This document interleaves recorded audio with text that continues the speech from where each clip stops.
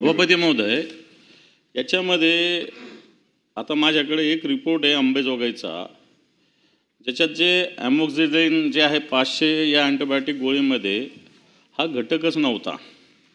सभापती महोदय, या कंपन्या खर्च कमी येतात म्हणून कंटेंट कमी असलेले औषधीचा पुरवठा करतात.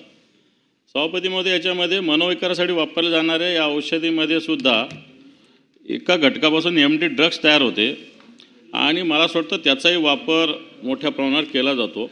आणि याचे जे अधिकारी आहे या विभागाचे प्रामुख्यानं, यांच्या संगनमताने सभापती महोदय हा पूर्ण व्यवसाय चालतो आणि हा अतिशय जीवघेणा आहे. सभापती महोदय, मी आपल्यासाठी काही औषधी आणलेली आहेत.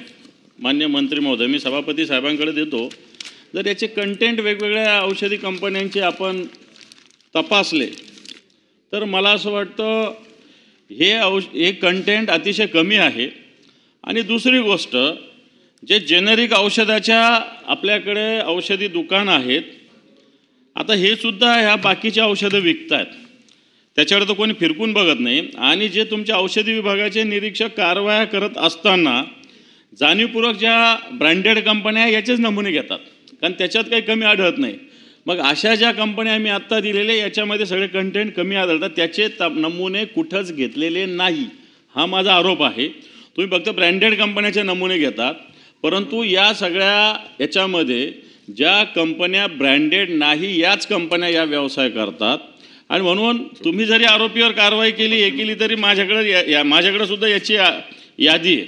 जवळपास तुम्ही तपासले 900 950 त्यातले 8-9 जनावर 6-7 जनावर काही कारवाई झालेली आहे. माझा प्रश्न असा आहे की तुमचे कंटेंट घेताना ज्या ब्रँडेड कंपन्या नाही, विदाऊट ब्रँडेड कंपनीचा व्यवसाय करतात, त्यांचे नाव नाही पत्ते नाही, नाव आहे पण पत्ते नाही, अशा प्रकारच्या कंपन्या या महाराष्ट्रात व्यवसाय करतात. मला असं वाटतं त्याच्यावर बंदी येण्याची आवश्यकता आहे सभापती महोदय.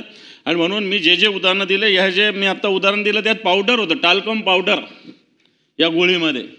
आणि जर लोकांच्या आरोग्याशी जर हे प्रशासन म्हणा किंवा या कंपन्या म्हणा, मी याला प्रशासनाला जबाबदारी देईल, कारण बाहेरच्या राज्यातल्या कंपन्यात येतात, काही औद्योगिक काही व्यावसायिकसुद्धा याच्यामध्ये समाविष्ट सभापती महोदय. आणि म्हणून ही यंत्रणा पूर्णपणे बंद करण्याची आवश्यकता आहे आणि त्याच्यासाठी प्रशासनसुद्धा तेवढं स्वच्छ असण्याची आवश्यकता आहे.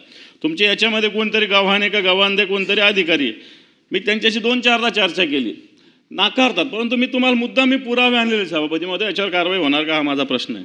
मंत्री महोदय.